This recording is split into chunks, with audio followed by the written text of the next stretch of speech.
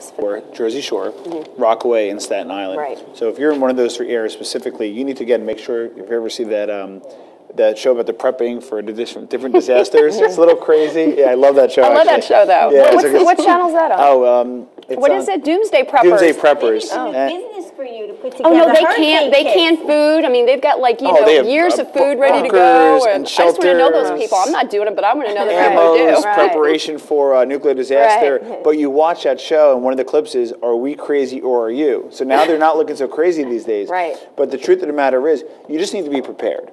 So if you're in one of those areas, you know in your flood zone, you're going to know the new standards. You may have to elevate your house. Put out the extra money if you have to, because you will not be in code, and they might take your house away from you. The other part is you need to make sure your family's okay, because we're not looking at the people that actually died because of this horrific disaster, because although not a large number died, but still people died needlessly. Like those children that were in the car at the time in Staten Island. So the truth of the matter is, number one, you need to be prepared, whether you're a business or an individual. Serious as well. When you hear these forecasts, you have to take it seriously. Continue. Very, very serious. The second thing is you need a contingency plan. Don't laugh, but maybe you need to know the highest point if there's a flood. If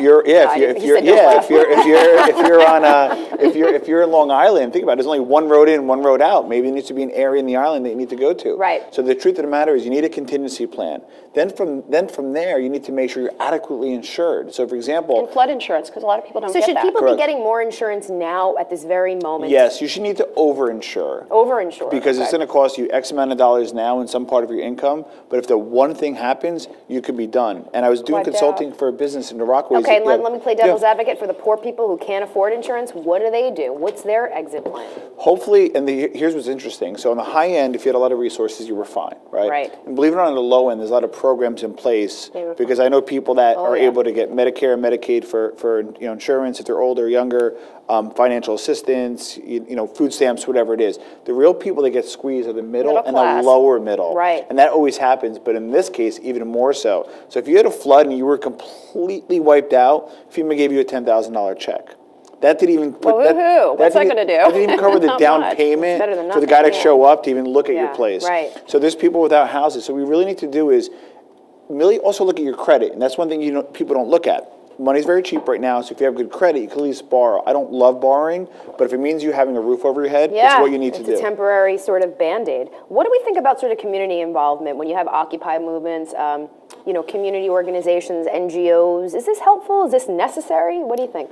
I think there was a lot of community support in Monmouth County where our offices are. We saw a tremendous outreach of those of us that were still in business, taking care of those that were not in business, and feeding people. We fed first responders, other restaurateurs were feeding locals. Whoever stood took care of whoever else was around, and you did see that. But again, it's short-lived. How long can you afford to do that?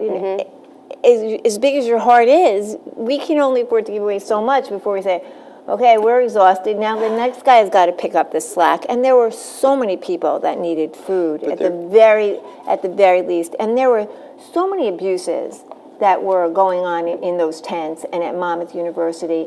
And the stories that came out, oh my gosh. That the people that were there being paid were making outrageous amounts of money per hour and getting fed steaks, and the people that were there, the people that were displaced, were eating basically garbage, food that was rations from the army. They were eating army meals, and these guys were eating steaks, and they were making big bucks. We have 30 seconds. Yeah, I would say this. There's some good coming out of this, too. I know a organization called 26 Parks from Sandy Hook in Connecticut is actually partnering up and putting parks throughout the Jersey Shore, one in each name of every child and teacher that passed. So although there was a lot of bad that happened out of this situation, there's a lot of good coming out of it. So that's a nice thing about All right, well, we'll have to see what the next 6 months bring. I hope we're in a